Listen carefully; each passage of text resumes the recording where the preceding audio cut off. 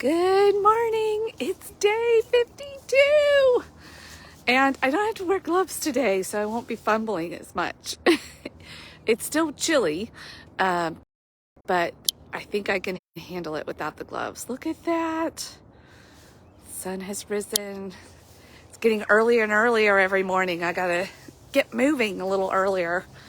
I'm actually a little late. It already crossed the horizon. That's all right. I'm here. How about you? It's Monday. It's a holiday for a lot of people. It's day 52 for me, February 20th, 21st. Sorry. It's President's Day. That's what it is. So I've had to fly through the book of Samuel. I'm following like a reading plan, I've told you all. So it's my goal to read the Bible for the first time, like through myself, this year.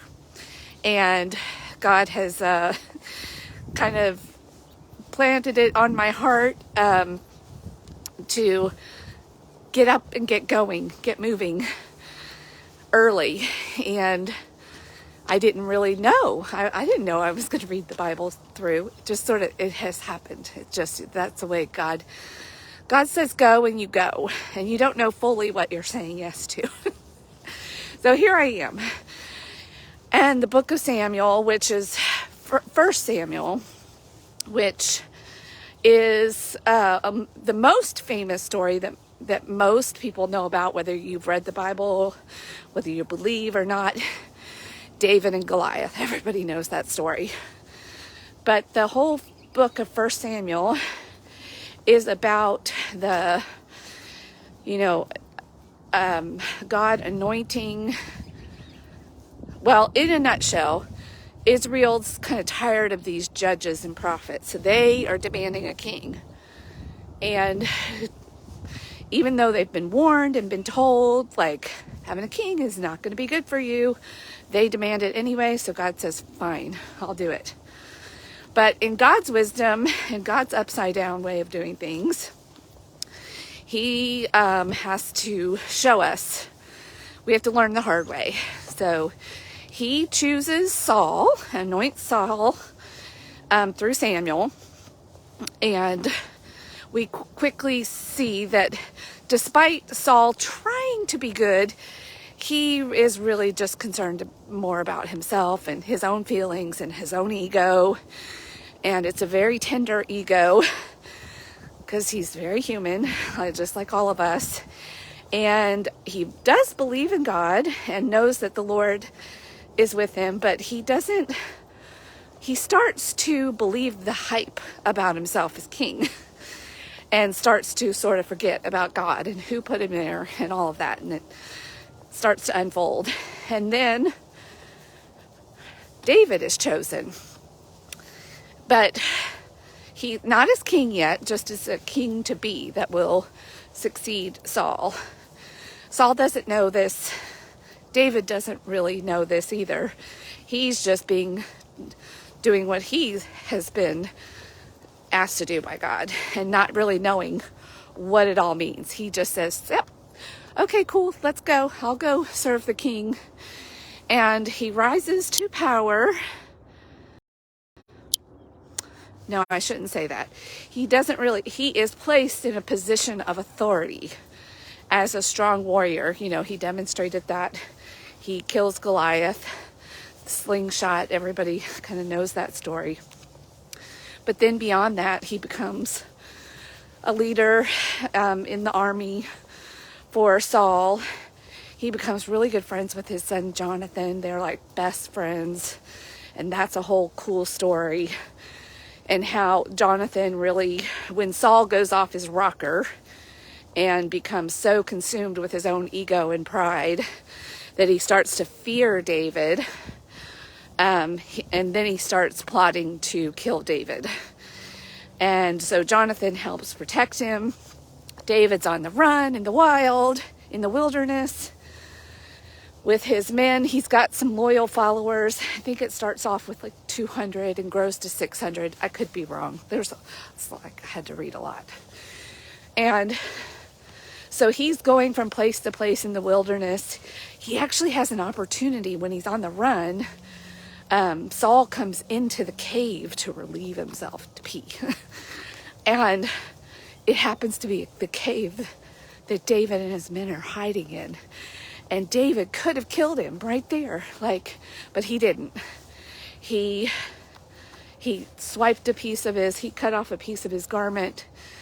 Then after Saul is done and he goes out and he yells at him out there, he goes, hey, Saul, it's me, David. I could have killed you. I've got a piece of your robe. So anyway, I forgot to start off. I called today having a humble heart. And this is the contrast you see between Saul and David. Saul is consumed by his own pride and ego and himself and belief in his own power. He even starts, he punishes people for sinning against him. He kind of forgets, he acknowledges God just enough, but not enough. You know what I mean? It's all about him. And I could really identify with that. It is very easy as a human to get prideful and caught up in your own ego.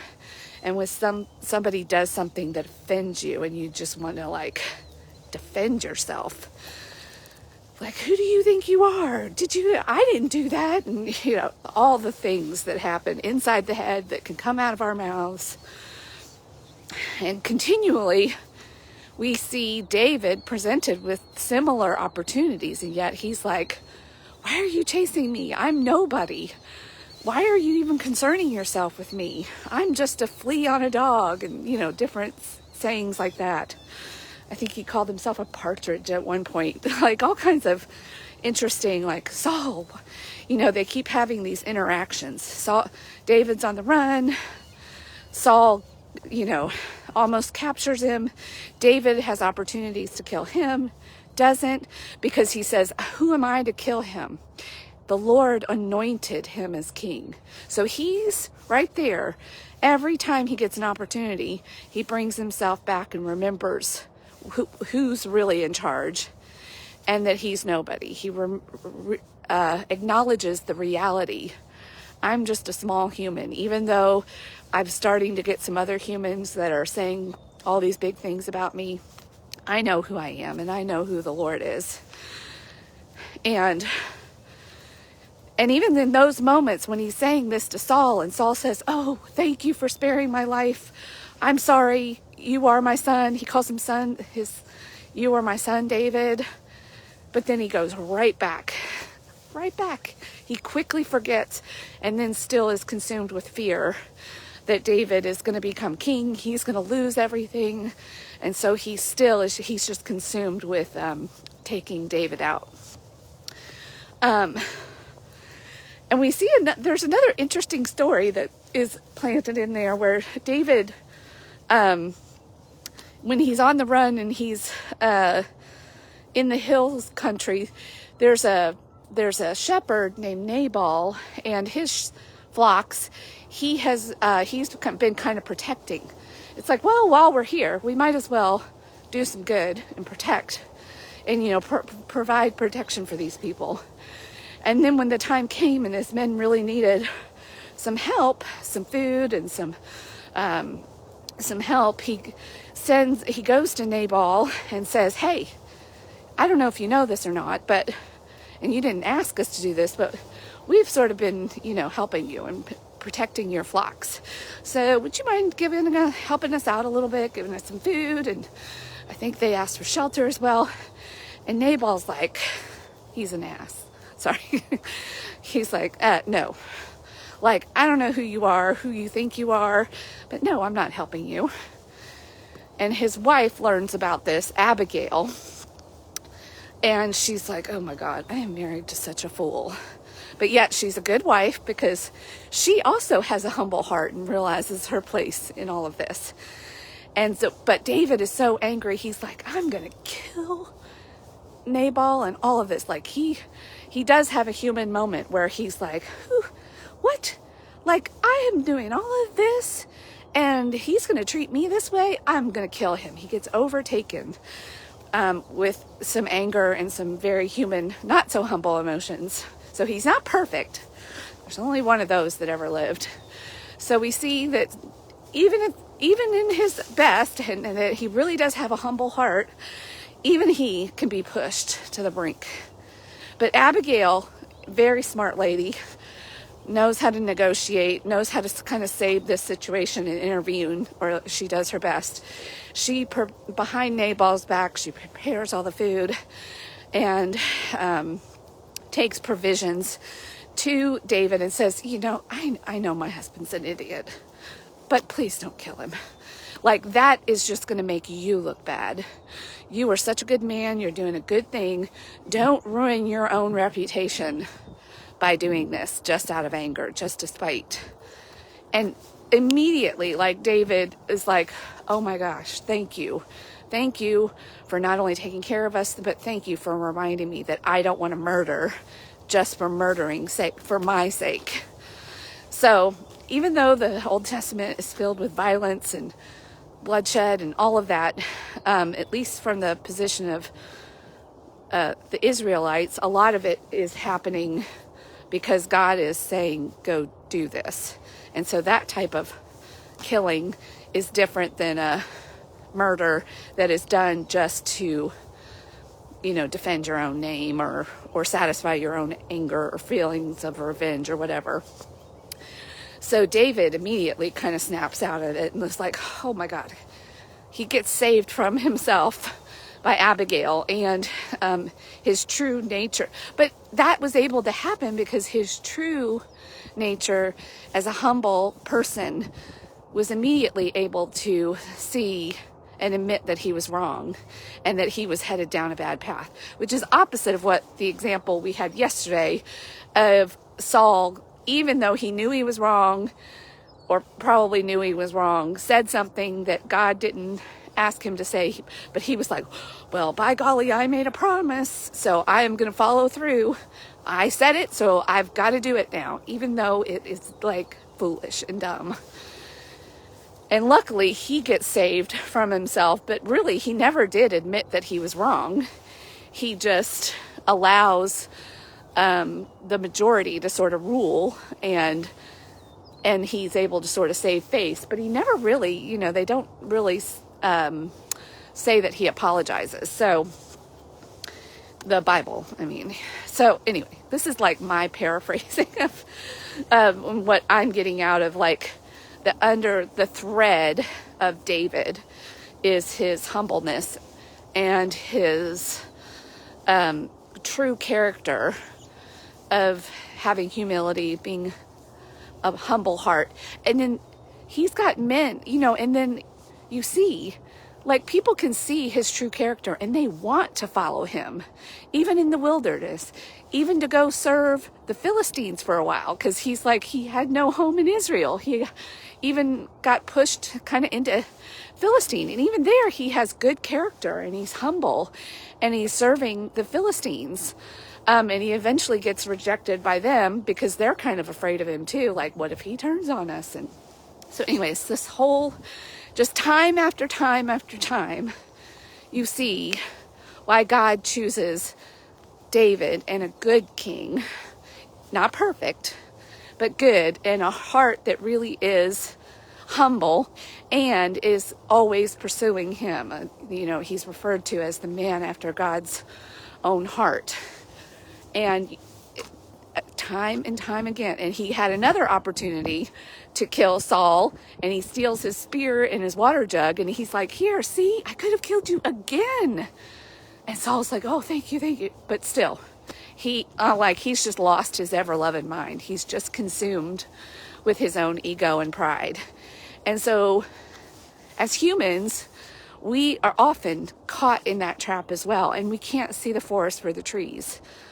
So-and-so wronged me. Even as parents, man, this is a tough one, because when those kids don't obey you and you just want to punish versus discipline out of love and teach, how easy it is to really get caught up in anger and like, oh, who do you think you are? Don't you know who I am? And And then we can really mess things up. And true leadership, and you see it a lot out in the business world, a lot of books that are written and success stories. And this is a common theme with a lot of truly successful people. They're humble. They don't think too much of themselves. And time after time again, you see examples of men that rise to power. They're able to fool some people some of the time, but they can't fool all the people all the time. And they rise to power just enough to believe their own hype about themselves, and their heads get...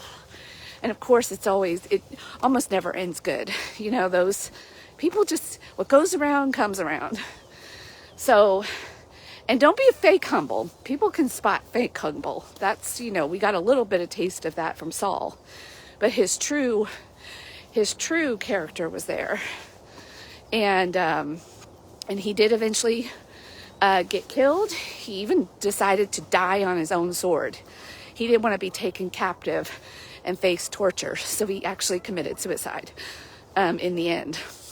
That's how prideful he was, and cared just about his image and how he appeared.